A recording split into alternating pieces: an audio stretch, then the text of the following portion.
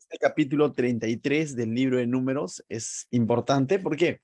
Es importante y de alguna manera los que ya han estado en el estudio desde el principio o en la mayoría de las reuniones, les va a traer a memoria muchas cosas, ¿no? Incluso a los que participaron de los estudios del libro de Éxodo también.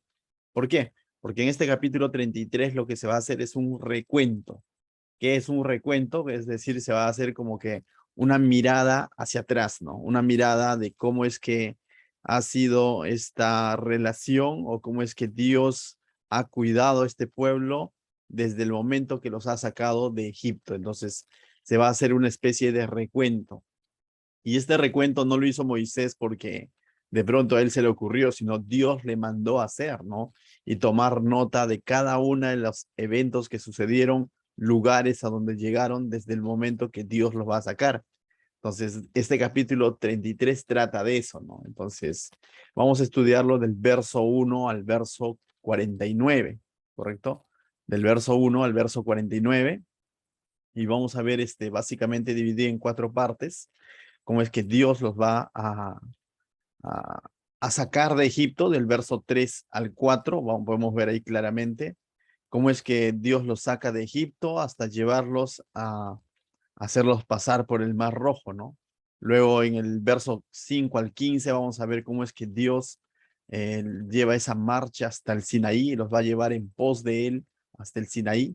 Todos estos detalles, sobre todo lo ves en el libro de Éxodo, que trata sobre todo sobre la salida, ¿no? del pueblo de Israel. Pero el libro de Números hace un recuento desde ese momento, ¿no?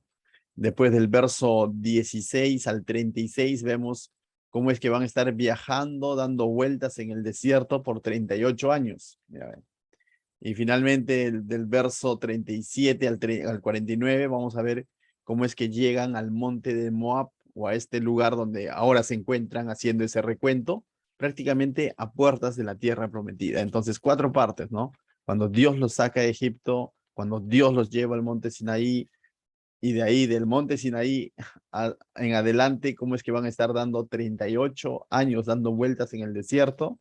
Y esta última parte donde se ha dado el nuevo censo y cómo es que ya están aproximados cerca a ingresar a la tierra prometida, ¿no? Lógicamente, no van a entrar Moisés, no va a entrar Aarón, que muere en el camino, no va a entrar María, no van a entrar todos los demás incrédulos, los que van a entrar es la nueva generación de la mano de Josué. Entonces nos está haciendo un recuento y vamos a hacer ese recuento y tú dices, ¿y qué tiene que ver ese recuento con nosotros? ¿No? ¿Qué puedo aprender o qué puedo aplicar a mi vida? Yo creo que mucho.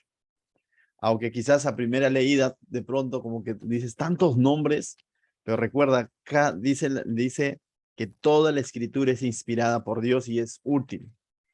Correcto. Entonces, si nosotros nos disponemos nuestros corazones, disponemos nuestra mente, nos concentramos realmente en lo que estamos leyendo, créeme que el Señor te va a hablar y tiene un mensaje que decirnos en este capítulo 33, aunque parezca de muchos nombres, ¿correcto? Sí. Y todavía nombres en hebreo, ¿no? Que de pronto como que no lo pronunciamos muy bien, ¿no? Y no es tan común a nosotros. Entonces, puede parecer tedioso, pero créeme, toda la escritura es inspirada por Dios. Y en cada uno de estos pasajes Dios nos quiere hablar. Primero, desde el momento que dice, ¿no? Verso 1, si ya estás ahí, del verso 1 al 2, mira, dice, estas son las jornadas de los hijos de Israel. Estas son las jornadas, significa fue la historia, ¿no? Fue los momentos por los que ellos atravesaron. Y desde ese momento ya debemos de reflexionar sobre algo. Así como los hijos de Israel tienen una jornada en esa relación con Dios, porque desde el momento que Dios los saca a través de Moisés, entra en una relación con el pueblo de Israel, en un trato, ¿no? En una forma de tratarlos, de cuidarlos, de proveerlos. Entonces ellos van a tener una serie de experiencias observando los milagros de Dios, la provisión de Dios y también la corrección de Dios, ¿no? En más de un momento vemos mortandad, en más de un momento vemos que incluso consecuencias de su incredulidad, ¿no? Pero entonces, a eso lo llama las jornadas, ¿no? Las vivencias de los hijos de Israel. Mucho se ha hablado de que Este es similar, nosotros podemos vernos identificados en los hijos de Israel siendo sacados de Egipto, es similar a decir que en el ámbito espiritual nosotros hemos sido sacados de la esclavitud del pecado y hemos venido a Cristo, ¿no? Y Cristo nos ha sacado y nos ha llevado en pos de Él, así como Dios llevó al pueblo de Israel en pos de Él al monte Sinaí para que puedan escuchar su palabra, para que puedan escuchar sus instrucciones, para que puedan levantar un tabernáculo en el cual su presencia iba a descender y iban a tener una comunión con Dios, porque lo estaba llamando a ser un pueblo santo, un pueblo distinto, igual con el creyente, ¿no? Dios nos ha sacado del pecado, nos llama en pos de Él y vivimos una nueva relación con Él, de tal manera que cada uno, si ya eres creyente, si ya has creído en Dios, no sé, de 2 años, de 3 años, quizás ya tienes 10 años en el cristianismo, quizás tienes 15 años, pero cada uno de nosotros tiene sus propias jornadas con el Señor. Y a veces la mente es frágil y olvidamos eso, ¿no? Y solo nos fijamos en nuestro presente y queremos de alguna manera juzgar a Dios o comprender a Dios con lo que nos pueda estar pasando ahora. Y cuando hacemos eso, de pronto podríamos poner diciendo, oh, qué malo que es Dios, ¿no? Porque estás quizás en este momento orando por un trabajo, quizás, por mejora de salud, quizás, y de pronto tú sientes que no hay una respuesta, ¿no? No es que no lo haya, sino que tú percibes que no hay una respuesta. Y ese percibir de que no hay una respuesta te puede llevar a pensar, a decir, entonces, ¿para qué creo en Dios? Entonces el Señor te diría esta noche, haz una mirada hacia atrás y mira cómo han sido tus jornadas conmigo y evalúa cómo has visto su favor durante todos estos años de creyente que tienes, quizás meses, pero ya tienes tus propias vivencias con el Señor. Entonces también es bueno nosotros de vez en cuando recordar eso, ¿no? Porque cuando recordamos eso, realmente vamos a comprender cuán bueno, cuán misericordioso ha sido Dios y por algo estamos ahora aquí conectados. Muchos quizás hoy no están conectados. ¿Por qué? Porque pueden estar pasando alguna situación en su relación con Dios. Pero si tú estás conectado es porque estás buscando el Señor. Y qué bueno, ¿no? Bien, entonces dice, estas son las jornadas de los hijos de Israel que salieron de la tierra de Egipto por sus ejércitos, bajo el mando de Moisés y Aarón, ¿no? Entonces eso lo tenemos claro en el libro de Éxodo capítulo 3, ¿no? Cómo es que Dios llama a Moisés y Moisés muestra su impotencia a Dios ahí en la zarza ardiente, diciendo que él era tardo para hablar y Dios le dijo, ¿no? Usaré a tu hermano Aarón para que sea tu boca, ¿no? Para que él hable de parte de ti y tú hablarás de parte de mí, ¿no? Entonces llama a esta dupla, ¿no? A los brothers, ¿no? A Moisés y a Aarón para que le puedan servir. Verso 2 dice, Moisés escribió sus salidas conforme a sus jornadas por mandato de Jehová. Esto fue escrito por mandato de ¿quién?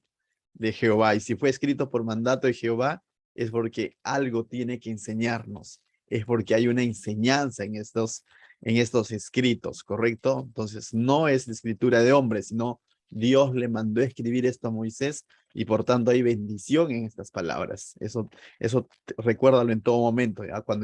Cuando te canses de leer nombres, versículos más adelante, acuérdate eso. Dios mandó que Moisés escriba todas estas jornadas y tiene algo que decirme en esta serie de nombres que va a dar.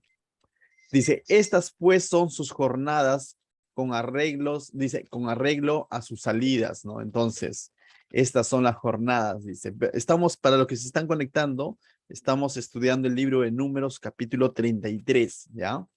Entonces, a partir del verso 3 del capítulo 33, vamos a ver esta primera etapa, ¿no? Cuando salen de Egipto. Dice, verso 3, de Ramsés salieron en el mes primero, a los 15 días del mes primero, el segundo día de la Pascua salieron los hijos de Israel con mano poderoso a vista de todos los egipcios, mientras enterraban los egipcios a los que Jehová había herido de muerte de entre ellos, a todo primogénito. También había hecho Jehová juicio contra sus dioses. Esto lo podemos ver en el libro de Éxodo, ¿no? En los primeros capítulos vemos cómo es que sucedió esto, ¿no? Cómo es que no fue tan fácil, no fue a buenas y a primera que de pronto el faraón dijo, ¿saben qué? egipcios, su Dios los está llamando a través de Moisés, vayan con Dios, ¿no? Y los despachó. ¿Fue así? No, ¿no? Tuvo que ocurrir, ¿cuánto? 10 plagas. Y veíamos en el libro de Éxodo que estas 10 plagas tienen todo un significado. No tanto, de pronto es una pelea entre Dios y el faraón, no, no, no, sino que cada una de estas plagas viene a ser, muestra varias cosas. Lo primero que muestra es el juicio que Dios va a hacer al pueblo egipcio. Y veíamos que cada una de las plagas es una victoria de parte de Dios en contra de una deidad egipcia, porque los egipcios tenían dioses para cada cosa. Y cuando Dios trae una plaga, cada una de estas plagas es una victoria de Dios contra una deidad egipcia, contra el dios del río, cuando el agua se convierte en sangre, contra el dios de las moscas, cuando hay justamente una plaga, y así, ¿no? Contra cada dios pagano de egipcio, Dios venciendo, ¿no? Por otro lado, nos muestra cómo es que el faraón no es que no conozca de Dios, sino el faraón desconoce al Dios de José, a ese Dios que permitió que el pueblo egipcio siga siendo pueblo, cultura, porque de lo contrario ellos hubiesen muerto 400 años antes cuando vino la gran hambruna y el faraón tuvo el sueño, pero ¿quién reveló ese sueño? ¿Quién interpretó ese sueño? ¿Y quién fue el sabio que usó Dios para que de pronto proveer alimento por 7 años en tiempo de hambruna? Fue Dios. Pero sin embargo, cambiado de faraón, dice que este faraón no conoció, dice, ¿no? Pero en realidad lo que fue es, no reconoció al Dios de Israel. Entonces, a raíz de todo eso viene con que no me conoce, ahora lo va a comenzar a conocer cuando Dios trae cada una de estas plagas, ¿no? Pero las plagas tenían un propósito: juzgar al pueblo egipcio de toda su idolatría, juzgar al faraón por tener ese corazón endurecido y endurecer más su corazón por su necedad, pero también tenían un propósito. ¿Cuál era el propósito? Que su pueblo sea liberado, que su pueblo pueda salir. Y eso sucedió, ¿no? Por eso que la 10ª plaga se le conoce como la muerte de los primogénitos. Y en la muerte de los primogénitos vimos en el libro de Éxodo, Dios hace algo para salvaguardar la vida de los primogénitos de Israel, ¿no? Lo que les va a hacer es, Dios va a instituir lo que se le conoce hoy en día como la Pascua, ¿no? O el Pesaj, que es pasar de frente o pasar por alto. ¿Qué es lo que tuvo que hacer el pueblo de Israel para que sus primogénitos no mueran cuando pase el Señor por la noche? Lo que iban a hacer era pintar los dinteles de su casa con la sangre de un cordero, ¿no? Y ellos hacen todo esto y ciertamente no hay mortandad en los hogares de los israelitas, más bien el de los egipcios. Y decíamos, ¿no? Esta Pascua apuntaba a lo que Cristo ha hecho por nosotros, ¿no? Cómo es que Él ha pintado los dinteles de nuestro corazón. Si nosotros creemos en Él, la muerte no nos alcanzará, sino nosotros ahora tenemos vida eterna. Pero aquel que no cree en eso, bueno, llegará el juicio de Dios, ¿no? Así como llegó el juicio al pueblo egipcio. Entonces, aquí en este recuento vemos eso, ¿no? Primero la Pascua, donde nos muestra el juicio de Dios y la misericordia de Dios para con su pueblo, pero y su mano poderosa, ¿no? Venciendo a los egipcios. Y es interesante, dice, cuando de pronto el pueblo de Israel sale, no es que de pronto sale como esclavo, ¿no? Sino que sale, dice, a vista de todos los egipcios. Y justamente en el libro de Éxodo vemos cómo los egipcios, el pueblo como tal, no tanto el faraón, sino el pueblo, se despoja de sus joyas, oro y vasijas y todo, y si le dice, váyanse, ¿no? Y en otras palabras, el pueblo de Israel sale bien cargado, ¿no? O sea, bien cargado, ¿no? Bien con muchas cosas, ¿no? Entonces, bien. Después de eso, versos 5 al verso 15, vamos a ver cómo es que ahora van a marchar no directo a la tierra prometida, no se van a ir directo a Canaán, sino lo que va a pasar es que Dios los va a llevar al monte Sinaí en pos de él. Mira lo que dice verso 5. Salieron pues los hijos de Israel de Ramsés. Por cierto, Ramsés significa hijo del sol, otra idolatría, ¿no? Y acamparon en Sucot Salieron de Sucot y acamparon en Etam. Etam significa límite marítimo, justamente cuando estaban ya a orillas del mar, ¿no? Que está al confín del desierto, terminando el desierto. Prácticamente ahí estaban frente al mar, ¿no? Salieron de Etam y volvieron a Pi Jairot, ¿no? Que significa estar quieto, que está delante de Baal Zephón. Ya dice, y acamparon delante de Migdol. Salieron de Pit Jairot y pasaron por el medio del mar, dice, del mar al desierto, ¿no? Entonces, esto también es un hecho, es un registro que muestra el libro de Éxodo, ¿no? Cuando ellos pasan, ¿de dónde? Pasaron por el medio del mar al desierto, ¿no? Y ahí también veíamos en el libro de Éxodo que esto es toda una hazaña. Definitivamente es un milagro de parte de Dios que cuando dice el pueblo egipcio estaba a puertas del mar, o estaba entre el mar, y de pronto Faraón se le pasó el susto, por así decirlo, y decide perseguirlos, ¿no? Y va con su ejército, con todo su ejército, para poder matarlos. Y ellos se ven entre el Faraón y el mar, ¿no? ¿Y qué es lo que sucede con Moisés? Moisés dobla rodillas y se pone a orar a Dios, ¿no? ¿Y Dios qué le dice? Moisés, no es momento de orar. Levántate, levanta tu vara. Y Moisés le cree a Dios, se levanta, levanta su vara y el mar se abre, ¿no? El mar se abre, ¿no? Y vemos como una columna de nube de parte del Señor los va a proteger, ¿no? Y de pronto ellos pasan, dice, en seco, van a atravesar el mar y detrás de ellos van, ¿quiénes? Los egipcios, ¿no? Quienes van a morir, ¿no? Como esta misma nube, mientras protegía al pueblo de Israel, cegaba al pueblo o al faraón y todo su ejército, ¿no? Y nuevamente vemos ahí un juicio sobre el corazón duro del faraón porque muere con todo su ejército en ese mar, ¿no? Vemos dos cosas, dos contrastes. El pueblo de Israel siendo liberado, el pueblo de Israel saliendo con vida y el faraón terminando hundido, ahogado en ese mar, ¿no? Bajo la presencia de Dios. Entonces, eso también trae una enseñanza al creyente, ¿no? La cruz, hoy en día nosotros lo predicamos, el evangelio de la cruz, lo que Cristo ha hecho, pero claro es cuando leemos Juan 3:16, ¿no? Vemos claramente que el que cree tiene vida eterna y el que no cree, ¿qué sucede? Se pierde, ¿no? Y si tú lees versos 17 y 18, dice palabras más duras todavía, que por no haber creído ya ha sido condenado, ¿no? Entonces, hoy en día hay mucha responsabilidad cuando escuchamos el mensaje del evangelio y cuando predicamos el mensaje del evangelio. A veces predicamos el mensaje del evangelio a una persona, a un familiar, a un amigo, y nos alegra cuando esa persona lo comprende, lo entiende, lo cree y entrega su vida a Cristo.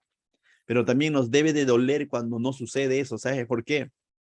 Porque está rechazando el único evangelio, el único plan divino, el único plan redentor que Dios tiene para salvar su vida y lo está rechazando.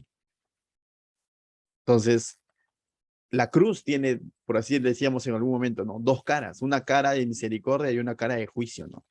El que cree recibirá esa misericordia de parte de Dios, ¿no? Y el que no cree simplemente se está condenando por su incredulidad, ¿no?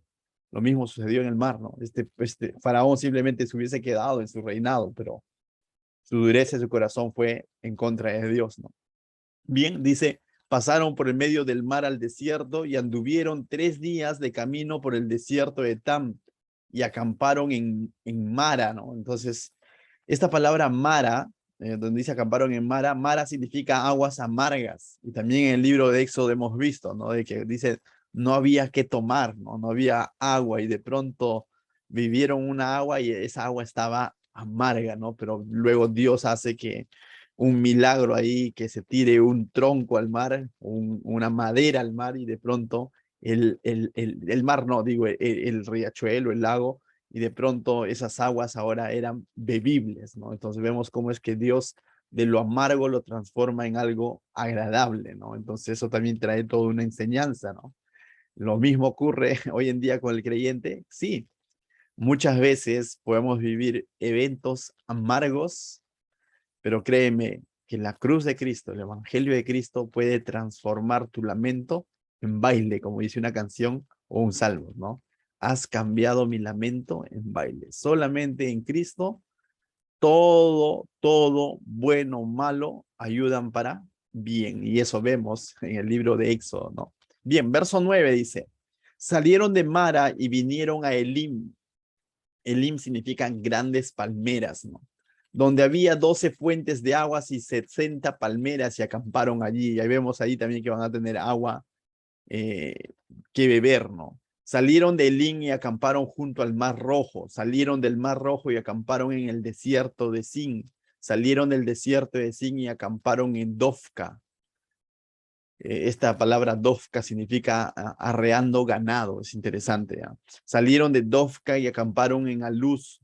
Esta palabra Aluz significa multitud de hombres. Salieron de Aluz y acamparon en Refidim. Refidim significa lugar de descanso, donde el pueblo no tuvo aguas que beber. Y nuevamente vamos a ver, si tú vuelves al libro de Éxodo, que a Dios proveyendo agua, ¿no?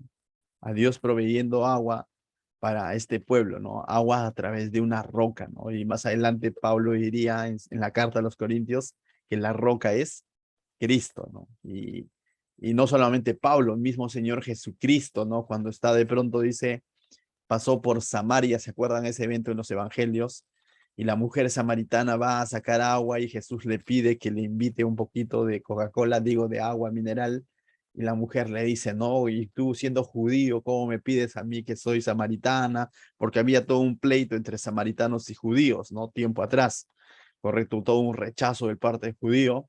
Y Jesús le termina diciendo, ¿no? Si tú supieras quién es el que está hablando contigo, si tú me pidieras que te dé de beber, yo te daría de beber, ¿no? Entonces, vemos, y dice, y no volverías a tener sed jamás, ¿no? Y esto para la mujer samaritana era algo, pero no entendía del todo, ¿no? Pero finalmente vemos a Jesús mostrándose como ese proveedor de agua que realmente sacia la sed del ser humano, ¿no? Él es, ¿no?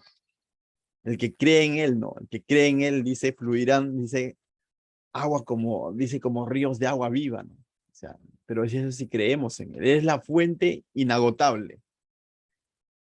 Y eso mismo también nos quiere recordar, ¿no? Así como proveyó agua para beber cuando no había en el desierto, así como proveyó agua para la mujer samaritana que se veía rechazada, ¿no? O incomprendida, Pablo nos respondería la misma cosa, ¿no? Cristo es esa roca que provee esa agua hoy en día al creyente. Y a veces que el incrédulo ande sediento y que el incrédulo no sepa a qué recurrir y recorra a diferentes fuentes para saciar su necesidad, es comprensible porque aún no conoce a Cristo. Pero el creyente que ya conocemos a Cristo, que ya entendemos que solamente en Él encontramos reposo, en Él solo encontramos descanso, la pregunta esta noche es, ¿no? ¿Quién es realmente la fuente para tu vida, ¿no? ¿En quién estás confiando, ¿no? ¿En una fuente inagotable que es Jesús o en una fuente que rápidamente se agota, ¿no? Es triste cuando vemos creyentes que confían en el trabajo, que confían en la comodidad, que confían quizás en el negocio y todo eso es pasajero, ¿no? En algún momento se va a disipar y en quién está nuestra confianza, ¿no? Entonces, como creyentes somos llamados a confiar en quién? En Jesucristo. Él es la roca que proveyó agua tanto para el pueblo de Israel en el desierto como hoy en día para sus hijos, ¿no? Solo en él vamos a encontrar ese sustento, ¿correcto? ¿Te das cuenta que este relato tiene mucho que decirnos o este recuento? Y cuánto más para un israelita que en aquel momento estaba presente, ¿no? Para ellos cada uno de estos nombres es una experiencia de vida en el desierto, ¿no? Para ellos cada uno de estos nombres, Refidim, Aluz, Dovka, Sin, que para nosotros son raros, pero para ellos es una experiencia con Dios por lo general han visto el trato favorable de Dios hacia su vida, ¿no? Es como que de pronto hoy en día nosotros de pronto nos mencionan, ¿no? Viene a tu mente, no sé, año 2020, COVID, y de pronto tú dices, oye, estamos 2022 y estoy vivo. Es hacer un recuento y ver, decir, cómo es que Dios ha tenido favor en mi vida, ¿no? ¿Me dejo entender? hace poco, a manera de anécdota les cuento, ¿no? Eh, a mi hijito Hakan, Aiki Yari, su maestra, ¿no? Le está instruyendo matemáticas, y ahí desde muy pequeño él está aprendiendo muchas cosas en cuanto a las matemáticas. Pero recordábamos con Sofía y también con la familia, decíamos, y pensar que casi perdemos a Hakan cuando Sofía está embarazada, ¿no? Y eso, ese pensar no es porque seamos masoquistas, sino que nos lleva a pensar y a decir cuán grande es Dios, porque mucha gente oró no solo para que nazca sano, sino inteligente, y ha nacido inteligente. Y cosas curiosas, quizás como esas, el Señor te hace recordar, ¿no? Y te dice, mira, cuántas veces cuando parecía que no había una salida a tu problema, cuando parecía que la economía no daba más, Dios ha estado siempre presente ahí. Yo tengo mis experiencias con el Señor y yo sé que tú también tienes tu propia experiencia con el Señor. Amén. Entonces siempre es bueno hacer un pequeño recuento, una mirada para atrás, ¿no? Entonces el pueblo aquí está haciendo esa mirada para atrás, ¿correcto? Luego dice, salieron de Refidín y acamparon en el desierto de Sinaí. Digo, sí, en el desierto de Sinaí. Y allí, aquí en este desierto de Sinaí se va a encontrar justamente eh, el monte Sinaí, pues, ¿no? El famoso monte Sinaí, ¿no? Básicamente en ese trayecto hasta este monte han pasado días o casi meses, no, ni siquiera meses, días en ese transcurso de Egipto hasta este monte de Sinaí o desierto de Sinaí. Y en este desierto de Sinaí el pueblo se va a quedar alrededor de 2 años. Aproximadamente se va a quedar 2 años. Si tú dices, ¿y qué van a hacer esos 2 años? ¿No? En Monte Sinaí sucedió muchas cosas, ¿no? En el Monte Sinaí, por ejemplo, es donde se va a manifestar la voz de Dios, ¿no? Esa voz que va a retumbar todo el monte y donde el pueblo, Moisés primero va a decir, ¿no?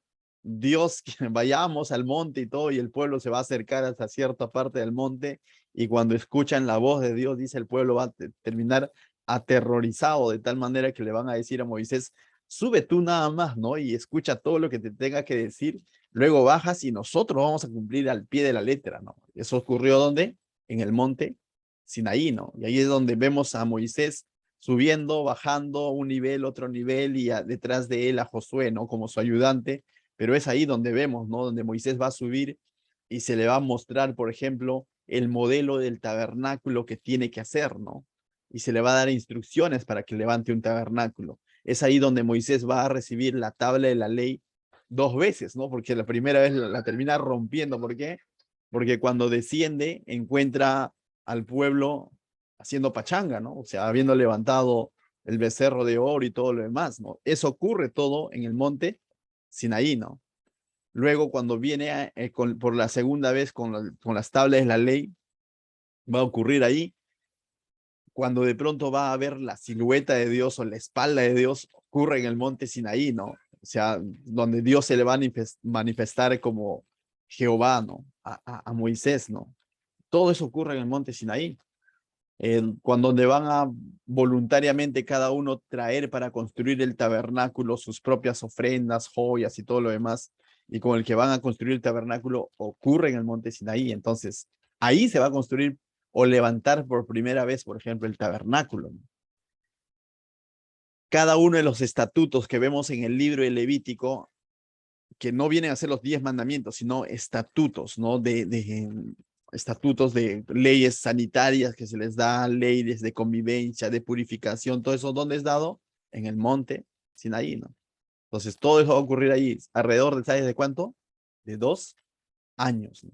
Dice, sí, pero no estuvieron 40 años, ahorita vamos a ver los otros 38 años. Bueno, verso 16 al 36 nos habla de los 38 años restantes, ¿correcto?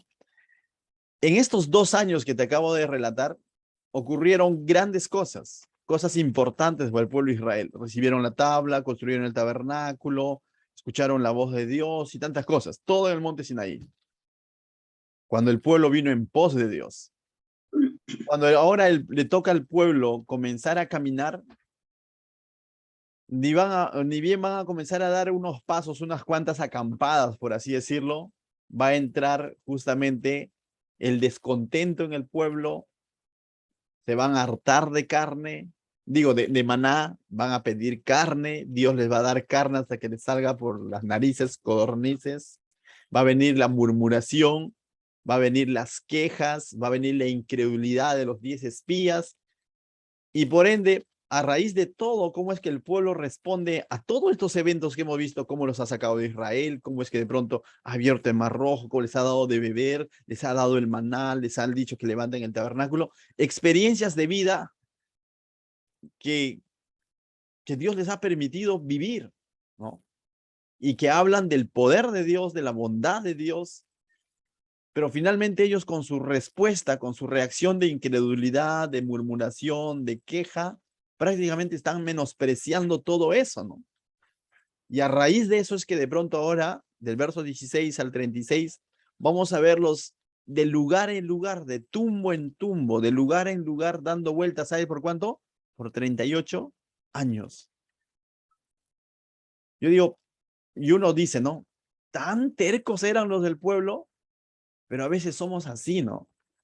Hemos visto el favor de Dios, el momento de nuestra conversión, cuando le entregamos nuestra vida a Dios. Hemos visto el favor de Dios cuando estábamos mal de salud. Hemos visto el favor de Dios cuando la economía no daba. Hemos visto el favor de Dios en diversas circunstancias de nuestra vida. Pero sin embargo, muchas veces reaccionamos como el pueblo de Israel, con incredulidad, con descontento, con murmuración. El pueblo murmuró de sus líderes, dice, de Moisés. Ya no querían a Moisés, con rebeldía, como los hijos de Coré. Y a veces reaccionamos así con Dios a pesar de que hemos visto su favor. Entonces, no estamos tan calificados como para de pronto decir, ¿no? Qué necios que son los de Israel, porque a veces nosotros nos hemos comportado así, ¿no? Veamos entonces estos 38 años del verso 16 al 36. Te digo nada más, no te vayas a cansar de leer los nombres. Son hartos nombres. Dice, salieron del desierto de Sinaí, ya pasaron esos 2 años, ¿no? Ahora comienzan, dice, y acamparon en Kibrot Hatababa. Kibrot Hataaba significa sepultura de codicia. Y justamente, pues, en ese lugar es donde ellos van a codiciar carne, lo que te decía hace un momento. Van a decir, ya estamos cansados de este pan débil, ¿no? De pan, es como hoy en día a veces decimos, ¿no?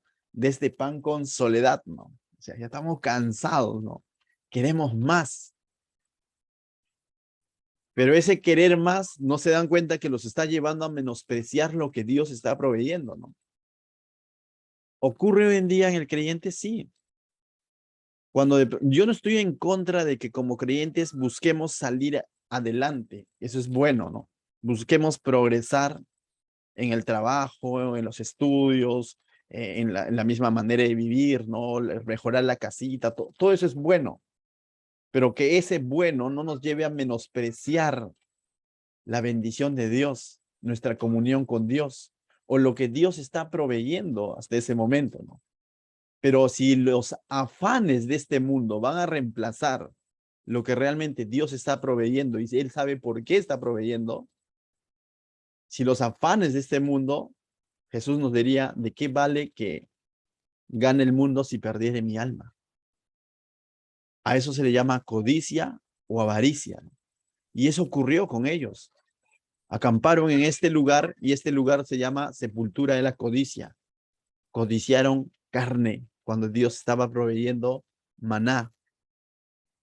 Jesús en Lucas 12:15 dice, mirad y guardar de toda avaricia. Avaricia es amor al dinero, a las riquezas.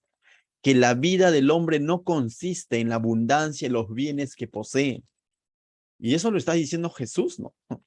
Quien realmente es nuestro verdadero sustento. También Jesús dijo en los evangelios, buscad el reino de Dios y su justicia. Lo demás vendrá, ¿por qué? Por añadidura. Y nuevamente, mis hermanos, no seamos conformistas, seamos diligentes en nuestro trabajo, en nuestros estudios, busquemos salir adelante, pero ¿sabes qué? Pero que tu confianza final, tu amor sea por Dios, que Dios sea realmente tu fuente y que nuestra mirada sobre las añadiduras no nos lleven a olvidar su justicia, su reino. Suele ocurrir, suele ocurrir. También entre los creyentes, pastor, también entre los creyentes puede ocurrir eso. Y no es lo ideal. ¿Por qué? Porque como dice el Señor Jesús, mirad y guardad de toda avaricia, que la vida del hombre no consiste en la abundancia en los bienes que posee. Y hay muchas frases en cuanto a eso, ¿no? No nos vamos a llevar lo que de pronto podamos haber construido aquí, ¿no? Simplemente vamos a partir tal como estamos. Amén. Entonces, a costa de mi comunión con Dios no puede ser posible ese tipo de cosas, pero busca salir adelante, pero sobre todo que tu confianza esté puesta en ¿quién? En Dios, que Él sea tu sustento. Verso 17 dice, salieron de Kibrot Hatababa, de este lugar de codicia, y acamparon en Acerot, significa aldeas. Salieron de Acerot y acamparon en Ritma, que significa lugar de escoba. Salieron de Ritma y acamparon en Rimón Pérez, que significa granada de quebrantamiento. Verso 20. Salieron de Rimón Pérez y acamparon en Libna, que significa blancura. Salieron de Libna y acamparon en Risa, que significa salpicadura. Salieron de Risa y acamparon en Seelata, que significa asamblea en singular. Salieron de Seelata y acamparon en el monte de Sefer, que significa hermosa. Salieron del monte de Sefer y acamparon en Harada, que significa terror. Salieron de Harada y acamparon en Macelot, que significa asambleas en plural. Salieron de Macelot y acamparon en Tahat o Taat, que significa compensación. Salieron de Taat y acamparon en Tara, que significa sitio o lugar. Salieron de Tara y acamparon en Mitka, que significa dulzura. Salieron de Mitka y acamparon en Yasmona, que significa fertilidad. Salieron de Asmona y acamparon en Moserot, que significa advertencia. Salieron, dice, de Moserot. Un ratito, ya tengo competencia aquí con Hakan. Anda para allá, hijito. Mil disculpas. Bien, salieron de... Ya, dice, salieron de Moserot y acamparon en Bene Jacán. Salieron de Bene Jacán y acamparon en el monte de Hitgat. Hitgat significa cueva o hendidura, ¿ya? En Moserot, no les había dicho, significa advertencia. Asmona significa fertilidad. Verso 33. Salieron de monte de Hitgat y acamparon en Jotbata. Salieron de Jotbata y acamparon en Abrona, que significa lugar opuesto o pasaje. Salieron de Abrona y acamparon en Esión Geber. Salieron de Esión Geber y acamparon en el desierto de Sin, que es en Cades. Tantos lugares, ¿y sabes qué? Primera reflexión, tantos lugares en 38 años, ¿y sabes qué? No ocurrió nada importante. No hubo un avance importante. No se acercaron más a la tierra prometida, cuando en realidad tomaba más que 40 días, pero 38 años prácticamente dando vueltas en el mismo lugar, de lugar en lugar. Muchas veces eso ocurre en la vida del creyente y ha sido rescatado de la esclavitud egipcia, espiritualmente hablando. Pero por falta de fe, por incredulidad, por no confiar en Dios, por no tener a Cristo como su sustentador, como su fuente de agua, está dando vueltas y vueltas en lo mismo y no hay ningún progreso. Año tras año dando vuelta en lo mismo. Y te has dado cuenta de los lugares que menciona, cada uno de estos lugares tiene un significado, ¿no? Compensación, asambleas, terror, hermosa, sitio, dulzura y tantas cosas que menciona. Pero cada uno de estos lugares prácticamente, dicen, ¿no? Son como etapas o situaciones que ocurrió durante estos 38 años para el pueblo de Israel, en ese proceso de filtrar, que prácticamente, porque lo que va a hacer Dios es filtrar prácticamente a esa primera generación, ¿no? Pero también estas palabras que hemos visto, fertilidad, advertencia, hendidura, sitio, dulzura, también son situaciones que nosotros vivimos día a día. Representa esas situaciones triviales quizás, que cada uno de nosotros vivimos en el día a día, ¿no? La pregunta es, en ese día a día, ¿cómo estamos viviendo cada una de estas situaciones, no? ¿En comunión con Dios, creyéndole a Dios o a nuestra manera, dando vueltas en el mismo lugar? Cuando vimos que se hizo el último censo, ¿se acuerdan? En el capítulo 26 de este libro de Números, cuando hacemos un balance si el pueblo de Israel creció o no creció en número, ¿qué veíamos? No había crecido. La gran mayoría de las tribus habían decrecido en número de personas o hombres que iban a ir a la batalla. 38 años o 40 años en vano, cuando debería haber un crecimiento. ¿Qué en cuanto a mi fe con Dios? ¿Qué en cuanto a mi relación con Dios? La pregunta es si el día de hoy, o en todo caso, hazte esta autointerrogación, ¿no? Comparando con tiempo atrás, tu comunión con Dios, ¿cómo está ahora? Tu servicio a Dios, ¿cómo está ahora? ¿Está mejor que antes o está peor? ¿Tu fe en Dios se ha incrementado o ha decrecido? Porque los años pasan, pero los años no generan fe. La palabra de Dios es la que va a generar fe. Podemos decir que recibimos a Cristo hace 20 años, hace 5 años, que yo me bauticé y llevé discipulado 1, discipulado 2, pero ¿cómo estás ahora? ¿No? O sea, hagamos esa autoevaluación. ¿Y cómo voy a autoevaluarme? Viendo hacia atrás. Si he estado dando vueltas y vueltas en el mismo lugar o he ido avanzando y cada vez estoy más cerca a, a las cosas del Señor, ¿no?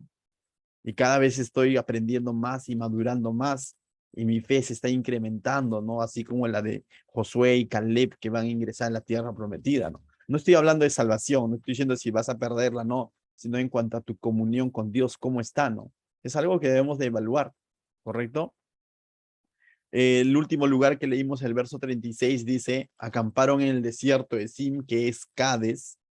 En este lugar vemos un corte, en el sentido de que en este lugar murió María, por ejemplo. ¿Y por qué murió María? ¿Se acuerdan? María había murmurado también de Moisés, ¿no? ¿Se acuerdan? Y era parte de esa promo. No hablamos de salvación de vida, sino es esa parte de esa promoción que no va a entrar a la tierra prometida. Y no solo María.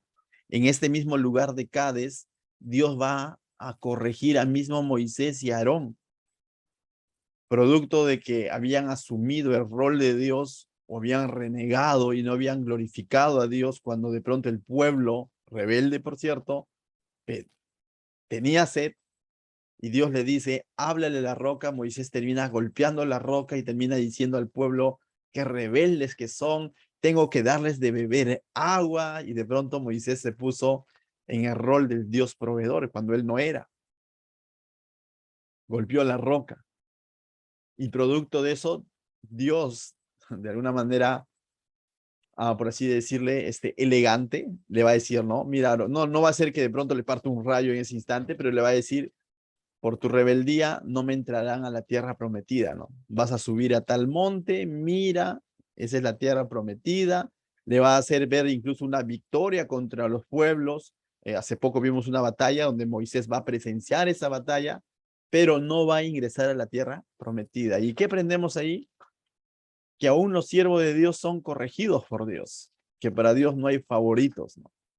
Y a veces nosotros por la antigüedad que podemos tener o por los años de cristiano o quizás porque ya soy siervo, podría pensar de decir, bueno, Dios conmigo tiene un trato especial, ten cuidado. Dios es un Dios justo y muchas veces va a hacer llegar su disciplina. ¿Lo hizo con Moisés? Sí, justo en este lugar, en Cades, es donde le dice, no entrarás. Aarón tampoco entrará. Y mira lo que dice verso 37 al 49. Ahora vamos a ver ya ese camino prácticamente que ya ahora sí se van a acercar a la tierra prometida, van a llegar hasta Moab, y Moab es prácticamente a puertas de Canaán, ¿correcto? Rodeando el río Jordán, dice. Y salieron de Cades y acamparon en el monte de Or, en la extremidad del país de Edom. Ahí están los edomitas, ¿no? Dice, y subió el sacerdote Aarón al monte de Or, conforme al dicho que Jehová había, conforme al dicho de Jehová. ¿Y qué sucedió? Dice, y allí murió a los 40 años de la salida de los hijos de Israel. Esto nos indica que hasta aquí ya han pasado ¿cuánto tiempo? 40 años. Por ende, están a días o a semanas de ingresar a la tierra prometida. Y termina muriendo ¿quién? Aarón. Dice, allí murió a los 40 años de la salida de los hijos de Israel de la tierra de Egipto. En el mes quinto, en el mes primero del mes. Era Aarón de edad de 120 años cuando murió en el monte de Or. Y el cananeo, rey de Arad, que habitaba en el Negev, en la tierra de Canaán, ya está tan cerca a Canaán, ya ves, oyó que habían venido los hijos de Israel, ¿no? Y ahí vemos también cómo se desatan una serie de batallas, porque estos pueblos que están rodeando Canaán van a comenzar a entrar en alerta, ¿no? Uno de ellos va a salir simplemente a hacerle la batalla al pueblo de Israel y el pueblo de Israel va a tener una victoria contundente, ¿no? No por número de personas, sino porque Dios estaba guiándolos, ¿no? Luego vamos a ver incluso cómo es que van a derrotar a otros pueblos como los moabitas, los amonitas y todo lo demás, ¿no? Por cierto, ¿no? Bueno, más adelante lo digo. Luego dice, 40 dice, y el cananeo rey de Arad, que habitaba en el Negev, en la tierra de Canaán, oyó que había venido los hijos de Israel. 41. Salieron del monte de Or y acamparon en Salmona. Salieron de Salmona y acamparon en Punón. Salieron de Punón y acamparon en Obot. Salieron de Obot y acamparon en Ije Abarín, en la frontera de Moab. Nuevamente ese nombre que recuerda, ¿verdad? Moab. Salieron de Ije Abarín y acamparon en Dibón Gad. Salieron de Dibón Gad y acamparon en Almón Diblataim. Salieron de Almón Diblataim y acamparon en el monte de Abarín, delante de Nebo.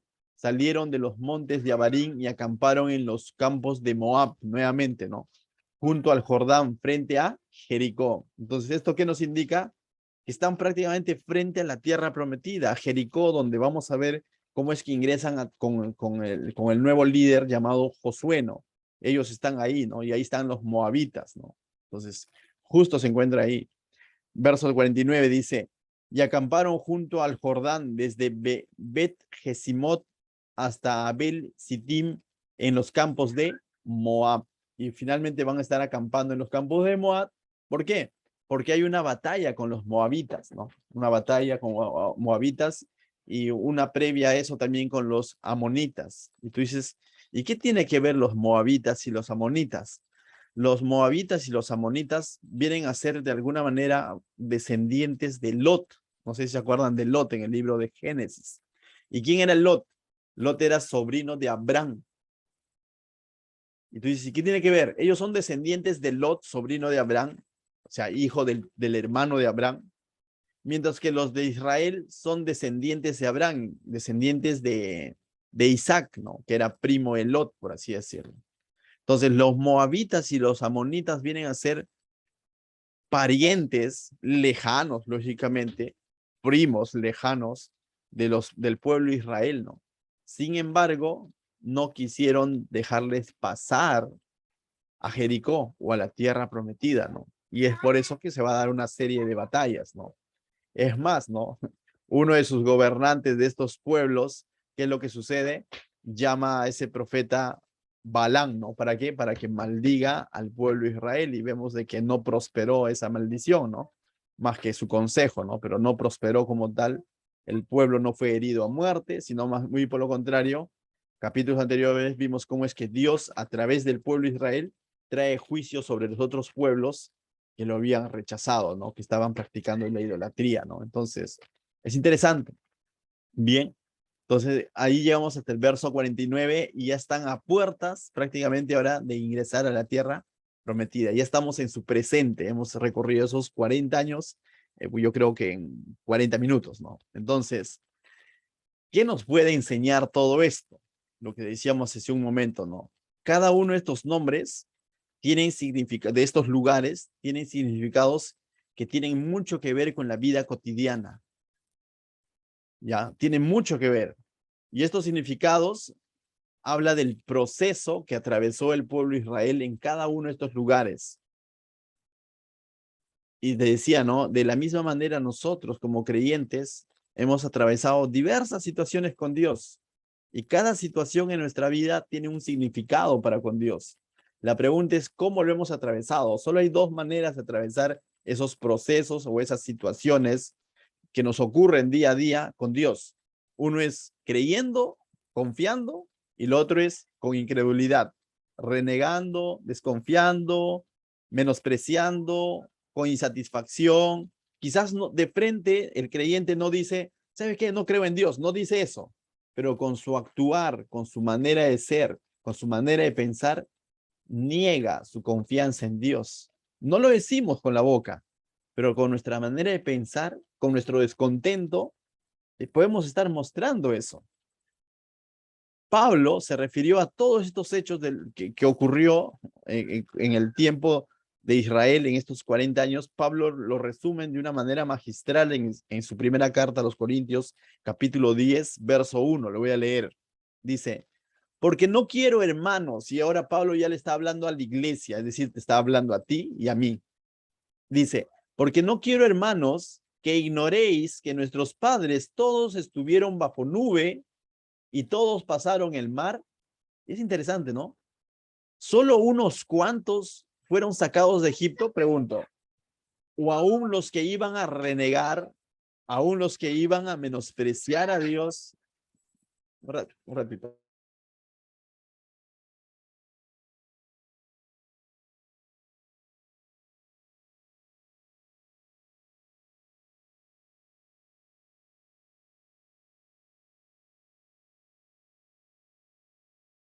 Ya, lo que decía era, ¿no? Cuando, cuando Pablo está haciendo un relato, y recuerda, ¿no? Pablo no está exagerando ni está minimizando el hecho. Dice, porque no quiero, hermanos, que ignoréis que nuestros padres todos estuvieron bajo la nube, todos pasaron el mar. ¿Qué está diciendo? Que todos fueron favorecidos por Dios. Dios los sacó a todos. O sea, incluso sabiendo a los que de pronto en el camino iban a menospreciar su maná, incluso sabiendo que los que en el camino iban a decir, mejor me hubiese quedado en Egipto.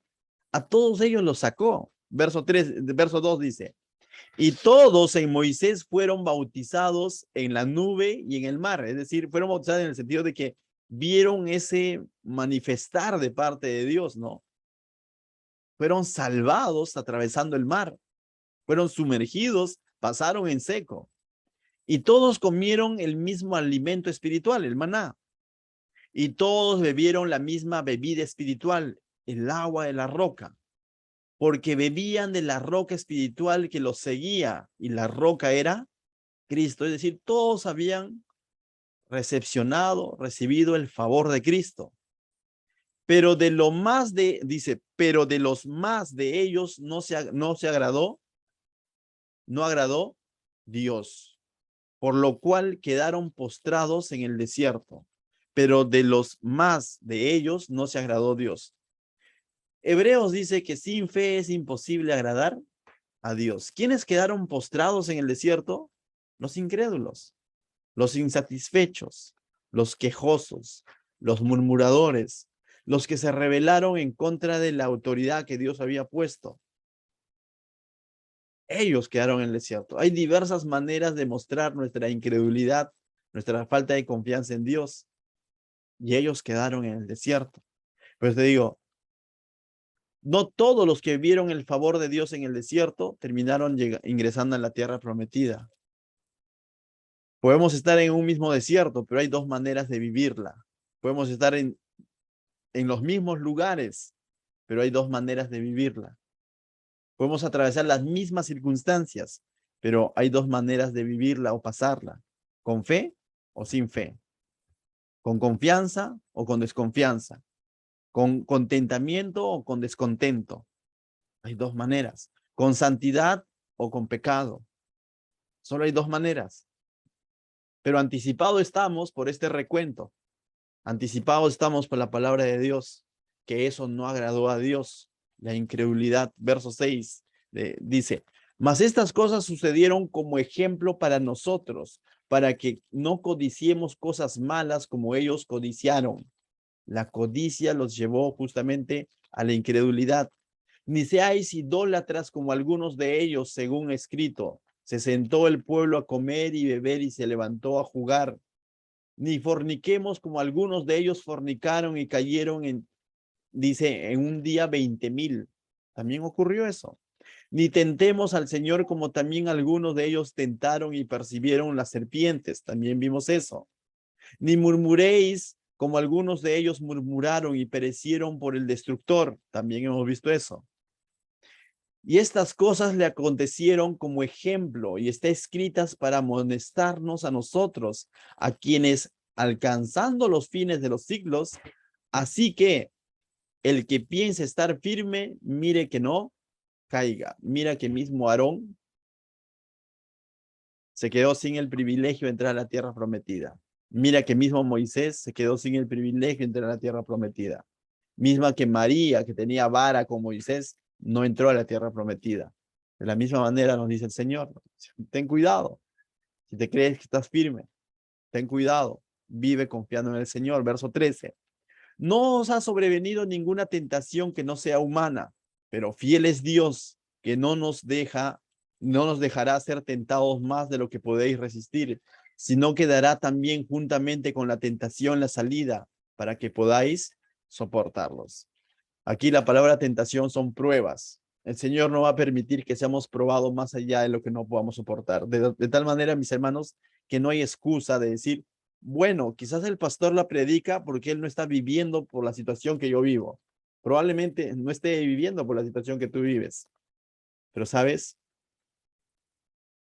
Cristo vivió una peor situación y él dice, como nuestro ejemplo, se compadece de nuestras debilidades y no va a permitir que seamos probados más allá de lo que no podamos soportar. Entonces, que nuestra confianza esté en él. No hay excusas para decir, Señor, es que esto fue difícil y por eso preferí confiar en otra fuente, preferí renegar, preferí estar descontento. Estos pasajes nos ayudan y nos llaman a vivir en santidad y en fe, en fe y reverencia para con el Señor. ¿Qué tal si oramos? Padre, te doy gracias, Señor, esta noche por este tiempo. Y cómo es que a través de este recuento, Señor, tú nos recuerdas, Señor, nos recuerdas que tú has tenido favor con cada uno de nosotros, Señor, en diferentes etapas de nuestra vida, Señor. Y que muchas veces, Señor, nuestra incredulidad, nuestro descontento, Señor, nos ha llevado a dañar esa comunión contigo, Señor. Pero tú has tenido misericordia hasta hoy, Señor. Y hoy escuchamos tu palabra, Señor. Mi oración es, Señor, que cada uno de mis hermanos, Señor, renueve su fe, su confianza en ti todos los días, Señor. Que todos los días te encomiende su vida y viva aferrado a ti, Señor. Que las circunstancias, las pruebas de esta vida, Señor, no los lleven a alejarse de ti, sino a acercarse y aferrarse más a ti, Señor. Te lo pido, Señor, en el nombre de Jesús. La gloria, la honra sean para ti, Señor. Amén.